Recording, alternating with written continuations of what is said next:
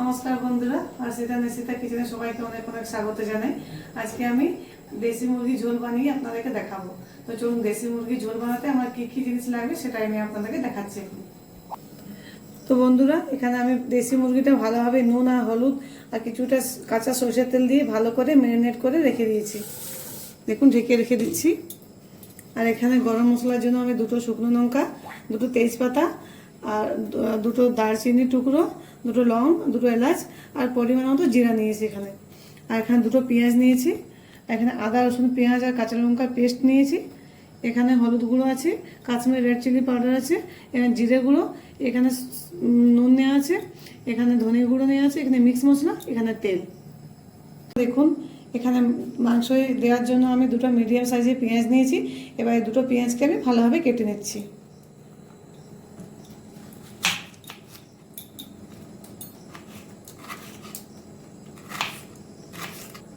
তো দেখুন বন্ধুরা, এখানে খুব সুন্দর করে পেঁয়াজটা আমি কেটে নিয়েছি। এবার একটা প্লেটের মধ্যে রেখে দিচ্ছি।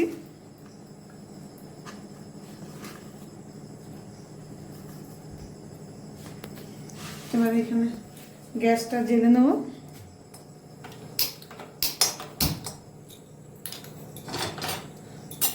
কড়াটা ভালোভাবে শুকনো করে নেব। আমার কড়ার মধ্যে জল আছে।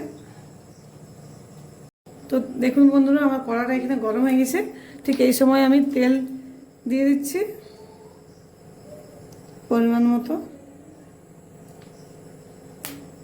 ব্যাস, তেলটা ভালোভাবে গরম করে নিতে হবে। তো দেখুন বন্ধুরা, আমার তেলটা খুব সুন্দর গরম হয়ে গেছে। এবার আমি গোটা মশলাগুলো দিয়ে দেবো তেলের মধ্যে।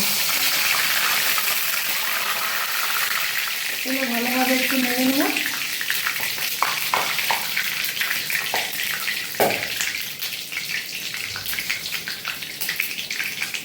এগুলো ভাজা হয়ে গেছে। ঠিক এই সময় আমি পেঁয়াজগুলো দিয়ে দিচ্ছি। এগুলো ভালো করে গোল্ডেন ব্রাউন করে ভেজে নেব।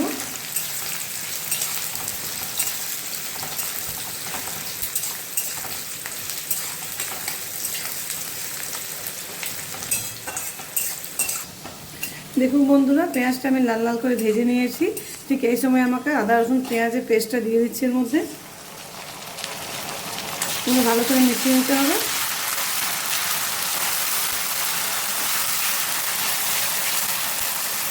এই আদা রসুন পেস্টটা আমাকে 1 মিনিট একটু ভালো করে ভেজে নিতে হবে। দেখুন বন্ধুরা, আমি 1 মিনিট মতো এখানে আদা রসুন পেস্টটা ভেজে নিয়েছি। ঠিক এই সময় আমি গুঁড়ো মশলাগুলো দিয়ে দেবো।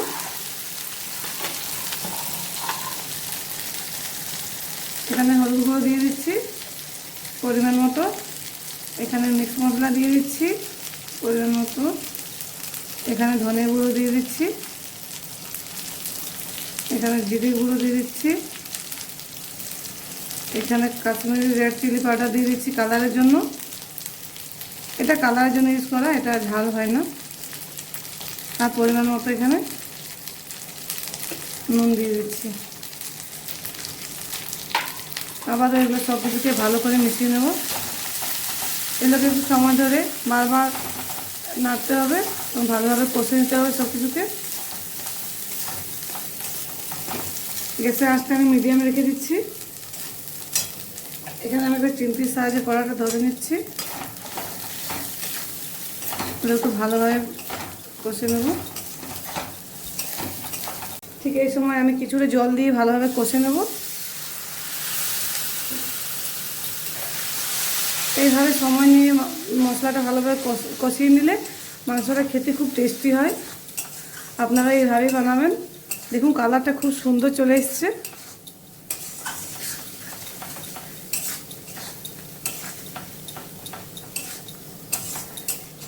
আমি গ্যাসের আঁচটা মিডিয়ামে রেখেছি। এভাবে ভালোভাবে কষে নিতে হবে।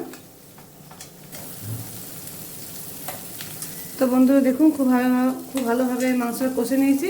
এখন ম্যারিনেট করা মাংসটা আমি এর মধ্যে দিয়ে দিচ্ছি। ভালোভাবে মিশিয়ে নিচ্ছি এবং সব কিছুকে ভালোভাবে 15 থেকে 20 মিনিট আমি কষে নেব। এবার বারবার নাড়তে হবে যাতে নিচে না লেগে যায়।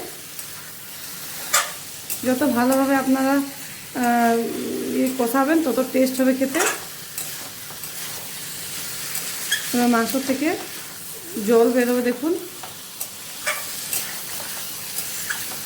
এটা আমি কিছুক্ষণের জন্য ঢেকে রেখে দিচ্ছি।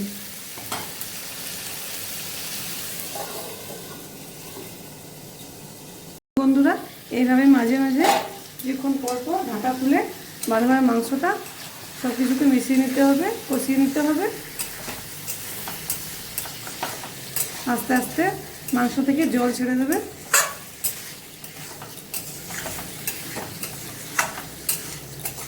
এইভাবে আপনাদেরকে মাংসটা কষতে হবে, ততক্ষণ অবধি কষতে হবে যতক্ষণ না মাংস থেকে ভালোভাবে একটা গন্ধ বেরোচ্ছে। খুব সুন্দর একটা গন্ধ বেরোবে, তখন বুঝবেন যে মাংসটা কষা হয়ে গেছে।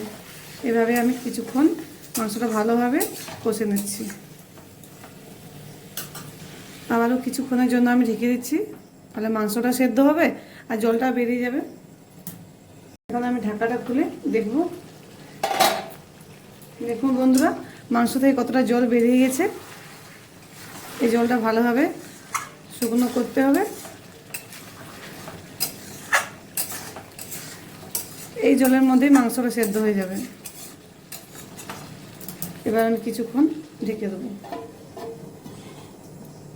বন্ধুরা, ঢাকনাটা খুলে আমি মাংসটা একটু নেড়ে নেব।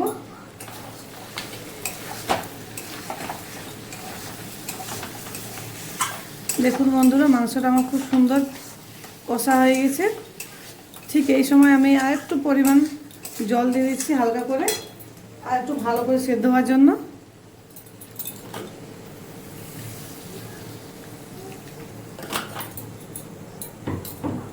সব কিছুকে আমি একটু ভালো করে মিশিয়ে নেব, আর কিছুক্ষণ ঢেকে রেখে দেবো যাতে মাংসটা পুরোপুরি সেদ্ধ হয়ে যায়।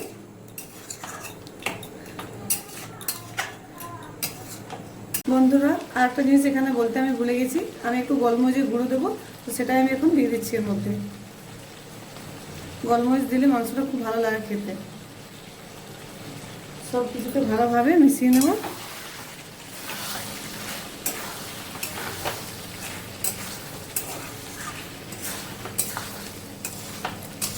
দেখুন বন্ধুরা, জলটা পুরোপুরি শুকনো হয়ে গেছে আর মাংসটাও প্রায় কষানো হয়ে এসছে।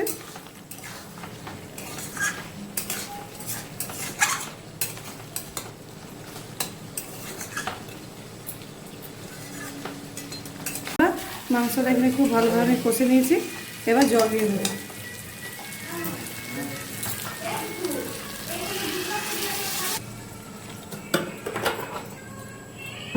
এবার সব কিছুকে আমি ভালোভাবে মিশিয়ে নেব।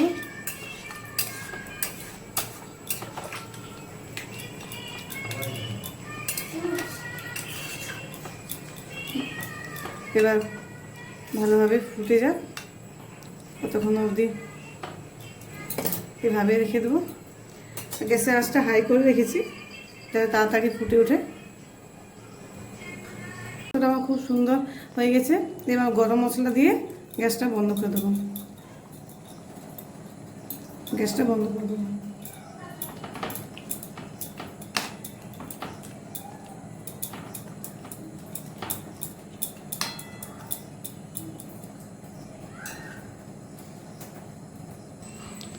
দেখুন বন্ধুরা, আমার মাংস রান্নাটা পুরো রেডি হয়ে গেছে।